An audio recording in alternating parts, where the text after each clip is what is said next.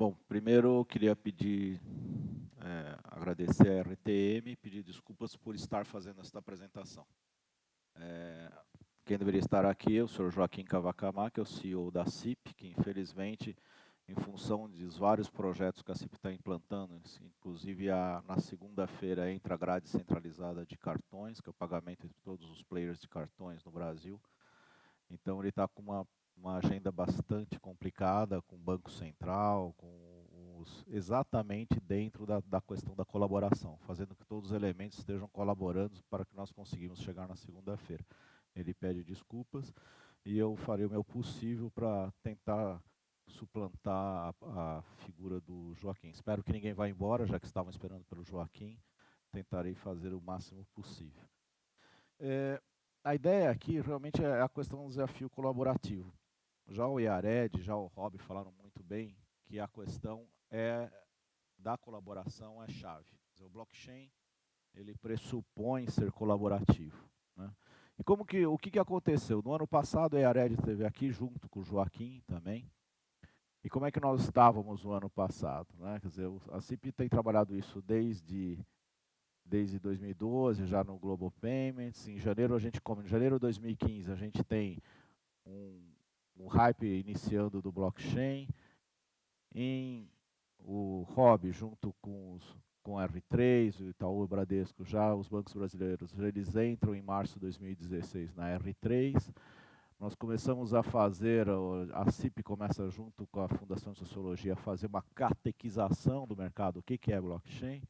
E temos em agosto de 2016, nós iniciamos o GT de blockchain. Em setembro tivemos essa primeira conversa aqui na RTM, né? E o que aconteceu de lá para cá? A colaboração se fez, né? Começaram a ser desenvolvidas uma série de provas de conceitos por uma série de players. A CIP, junto com o Itaú e com o Bradesco, iniciou um processo de desenvolver em Hyperledger uma POC de boleto de proposta, tá? E aí, posteriormente, o Santander e o Banco do Brasil entraram nessa empreitada. Tá? Essa daqui foi, inclusive, meus colegas aqui, o Marcel e o Adilson. O Adilson foi a primeira conversa que eu tive, né, lá no Jabaquara, no Itaú, e onde saiu essa ideia. Depois nós fomos conversar com o Marcel e nós conseguimos um processo muito interessante aqui. Ao mesmo tempo, a Votorantim já começou a desenvolver o CCB em Ethereum. O projeto DNA aqui foi paralelo ao boleto de propostas. Nós fizemos um garage em Hyperledger conjuntamente, foi paralelo, onde aqui tiveram 14 instituições, incluindo a CIP e também a Hyperledger. Um QLC feito pelo Banco do Brasil em multichain, um ID de máquina compartilhado, que é uma ideia, uma ideia que veio trazida pelo Marcel, que é uma ideia que eu também acho muito interessante. Foi feito em Ethereum pelo Bradesco. E o projeto do Salt, que eu já falei para a Iared, sou muito fã desse projeto, exatamente porque a CIP conhece bem quais são essas dificuldades do SPB. Se você cair um nó, como que você consegue manter a integridade do sistema financeiro nacional. E, a partir daí, tudo isso se coaduna aqui dentro da Febraban. Todos esses projetos foram apresentados, muitos devem ter vistos. E a partir daí ganha muita força esse GT do blockchain, né, que tem várias entidades brasileiras. Então a CIP está lá, a Ambima está lá, o Johan está lá, da B3, tá certo? O Queijo estava trabalhando conosco também. E aqui nós já estamos pensando no desenvolvimento de um mínimo viable product, tá certo? E, além disso, já conseguimos fazer uma análise comparativa de plataformas, né? Ou seja, a CIP é uma empresa sem fins lucrativos, que os shareholders são 40 bancos, né?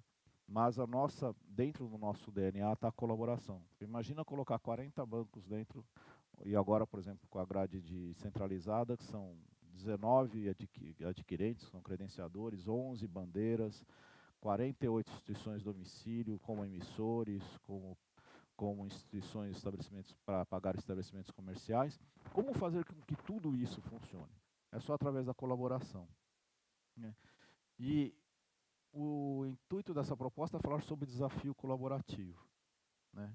Na, na minha opinião, esse desafio já está ultrapassado.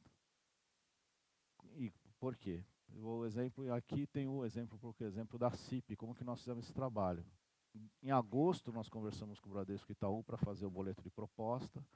Fizemos um desenvolvimento a partir de setembro com um garage, junto com a IBM, na parte da Hyperledger, um garage lá na Tutóia. Entrou o Banco do Brasil e já em março tínhamos o projeto, né, já planejado. Fizemos todo o desenvolvimento em 2 meses e aí já na CIAB nós já tínhamos a apresentação desse projeto.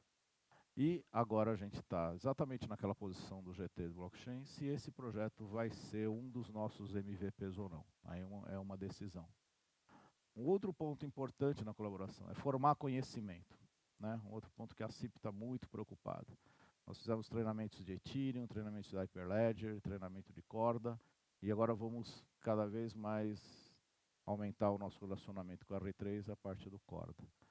E institucionalmente, nós entramos então no GT Blockchain, somos hoje membros do Post-Trade Distributed Ledger, que é uma organização feita pela Bolsa de Chicago, pela CME Group, basicamente para estudar blockchain para pós-trade, para processos de pós-trade. E hoje estamos também conversando com a R3 para fazer parte do consórcio. Por que eu digo que o desafio colaborativo não existe mais? Porque a colaboração já existe, né? E isso é o ponto central que, como o Rob falou, como o Yared focou, o ponto central é a colaboração. Se nós não tivermos colaboração, não adianta fazer uma rede de blockchain, por exemplo, dentro de um banco. Vai ser um brinquedinho bonitinho, nós não vamos chegar a lugar nenhum. Tá? Então, para mim, esse desafio já ultrapassou. Agora, o outro desafio, nós temos que pensar aqui para o futuro. Nós vemos que um dos desafios agora é esse aqui, formação de conhecimento. Sim, se nós formos contar quantos desenvolvedores de blockchain, com a tecnologia DLT, quantos vocês vão encontrar hoje no mercado? Se encontrar talvez 50, talvez, não sei, acho. Mesmo nos bancos, nós não temos equipes muito grandes para isso. Ou seja, nós temos que começar a pensar de uma maneira centralizada para uma maneira distribuída, né? Eu, especialmente, dentro da CIP, a gente pensa muito de maneira centralizada, né? Como que fica esse futuro? E por que nós temos que nos colaborar? Porque realmente o blockchain vai ser o futuro. O Mardilson, no Banco Central, uma vez me perguntou isso. Como é que você vê a CIP num mundo descentralizado? A gente pode ser um nó, a gente pode trabalhar na governança, mas a gente não pode enfrentar e bloquear o desenvolvimento. E por que nós temos que colaborar aqui no Brasil? Porque o mundo lá fora não está parado, né? Você vê aqui, de janeiro a junho de 2016, assim, Banco da Irlanda, o ASX, Australia Securities, o JP Morgan já com o seu desenvolvimento do Ethereum Quorum, estavam começando os seus trabalhos. Já de julho a dezembro, já começam outras grandes entidades a começar a desenvolver os seus trabalhos, inclusive o Bundesbank com o Deutsche Bank, e o Abu Dhabi Securities Exchange já pensando na utilização de blockchain para serviços de voto eletrônico, o Australian Bank, ou seja, as coisas estão andando.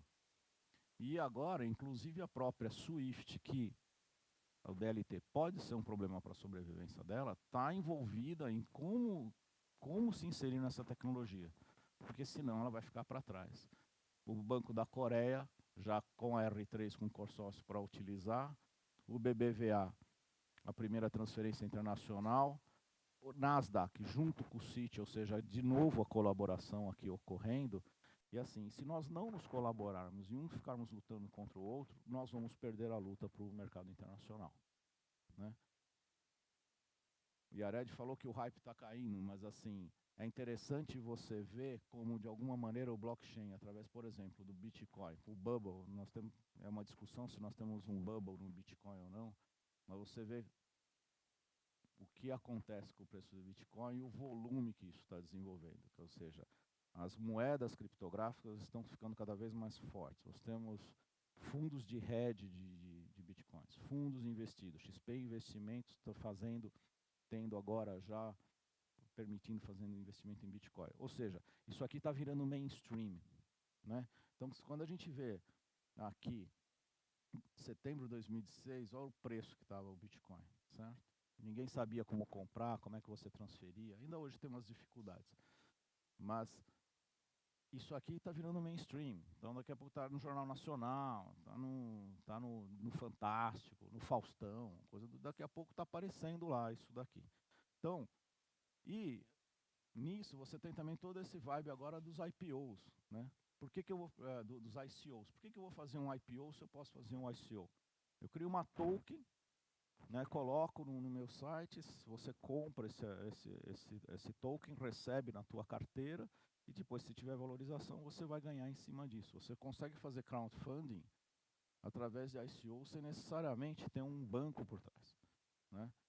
Veja o volume que você cresce de funding, de ICO nos últimos tempos. É brutal. Então, se nós queremos que o mercado brasileiro financeiro vá para frente, a colaboração é extremamente necessária. E eu digo, ela já existe, né? O que nós, e vocês vão ter muitas boas novidades agora para o primeiro semestre de 2018, e que vai ser apresentado para os nossos colegas, são ideias que a gente teve conjuntamente, exatamente dessa colaboração, tá? E não é uma, como a Yared colocou, não é uma colaboração só dos bancos, mas de todo mundo, do Banco Central, na R3, na B3, todo mundo junto. Então, realmente, eu acho que eu vejo só um futuro brilhante para nós, especialmente aqui na colaboração do Brasil. A CIP está dentro desse processo e sempre querendo participar e ajudar no que for necessário. Então, é mais uma visão essa que eu queria dar para vocês. Eu agradeço a atenção e estarei à disposição depois para alguma pergunta se for necessário. Obrigado.